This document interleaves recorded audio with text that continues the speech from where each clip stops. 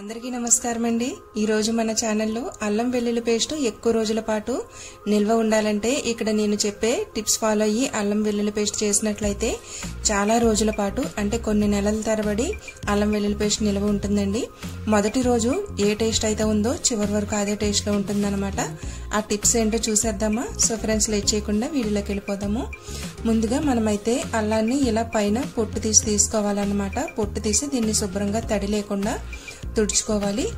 దీన్ని నానబెట్టి పొట్టు తీసేస్తే ఈజీగా వచ్చేస్తుందండి, స్పూన్ తో కానీ చాకుతో కానీ। పొట్టు తీసిన తర్వాత మాత్రం ఇలా శుభ్రంగా తుడుచుకోవాలన్నమాట, అంటే కొంచెం కూడా తడి ఉండకూడదండి।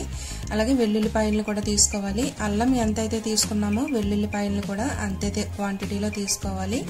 వెల్లుల్లిని కూడా ఇలా పొట్టు తీసుకోవచ్చు, లేదంటే పొట్టు తీయకుండా కూడా తీసుకోవచ్చు। పొట్టు తీయడం టైం ప్రాసెస్ అనుకుంటే పొట్టు తీయకుండా కూడా వేసుకోవచ్చు, కాకపోతే పొట్టు తీసిందైతే కొంచెం బాగుంటుందన్నమాట। ఇప్పుడు ఇలా చిన్న చిన్న ముక్కలుగా కట్ చేసుకోండి, సన్నగా కట్ చేసుకోవాలన్నమాట। ఇలా మొత్తం అల్లాన్ని కూడా ఇలా చిన్న చిన్న ముక్కలుగా కట్ చేసుకోండి।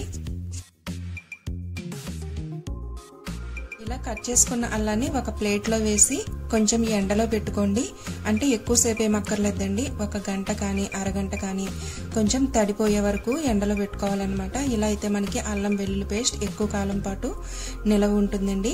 అలాగే వెల్లుల్లిని కూడా కొంచెం ఎండలో పెట్టుకోండి, అంటే మరీ ఎక్కువసేపు ఏం కాదు, తడి ఆరే వరకు అన్నమాట। ఇలా అయితే మనకి ఎక్కువ రోజుల పాటు నిలవ ఉంటుందండి అల్లం వెల్లుల్లి పేస్ట్। ఎక్కువ క్వాంటిటీలో చేసుకుంటే మాత్రం ఈ టిప్ ఫాలో అవ్వండి। ఇప్పుడైతే ఈ అల్లాన్ని ఎండలోంచి తీసిన తర్వాత మిక్సీ జార్లో వేసుకోండి। ముందుగా అల్లాన్ని వేసుకోండి, తర్వాత వెల్లుల్లిని వేసుకోండి। ఇలా వెల్లుల్లి వేసుకున్న తర్వాత ఇందులోకి సాల్ట్ ని యాడ్ చేసుకోవాలన్నమాట। మీకు తీసుకున్న అల్లం వెల్లుల్లి క్వాంటిటీని బట్టి సాల్ట్ ని యాడ్ చేసుకోండి। ఇక్కడైతే నేను 1 టేబుల్ స్పూన్ సాల్ట్ వేస్తున్నాను, అలాగే 1/2 టేబుల్ స్పూన్ పసుపు వేస్తున్నాను, అలాగే 1 గరిటెడు ఆయిల్ వేస్తున్నాను అన్నమాట। ఇలా వేయడం వల్ల అల్లం వెల్లుల్లి పేస్ట్ చాలా రోజుల పాటు నిల్వ ఉంటుందండి। ఫ్రిడ్జ్ లో పెట్టకపోయినా మనకి 3 మంత్స్ వరకు నిల్వ ఉంటుంది, ఫ్రిడ్జ్ లో పెడితే మనకి దాదాపు 6 మంత్స్ పైన నిల్వ ఉంటుంది। సో ఇప్పుడు దీన్ని కోర్స్ గా గ్రైండ్ చేసుకోవాలన్నమాట, అంటే మిక్సీకి పల్స్ ఇస్తూ గ్రైండ్ చేసుకోవాలండి, మరీ మెత్తగా కాకుండా। ఇక్కడ చూడండి ఇలా కొంచెం కోర్స్ గా గ్రైండ్ చేసుకోండి। గుర్తుంచుకోండి, అల్లం వెల్లుల్లి పేస్ట్ చేసేటప్పుడు మిక్సీ జార్కి కానీ స్పూన్ కి కానీ దేనికి తడి లేకుండా చూసుకోండి, అప్పుడే ఎక్కువ రోజుల పాటు నిల్వ ఉంటుందన్నమాట। తడి తగిలితే మాత్రం తొందరగా పాడైపోతుంది। ఇప్పుడు ఒకసారి దీన్ని బాగా కలుపుకోండి। ఇప్పుడు దీన్ని ఎలా స్టోర్ చేసుకోవాలో చూసేద్దాము। ఒక గ్లాస్ జార్ తీసుకోండి, ఈ గ్లాస్ జార్ కూడా అస్సలు తడి లేకుండా చూసుకోండి। ఇలా తడి లేకుండా చూసుకుని ఇందులోకి ఈ అల్లం వెల్లుల్లి పేస్ట్ ని బాగా కలిపి ఇందులోకి వేసుకోండి।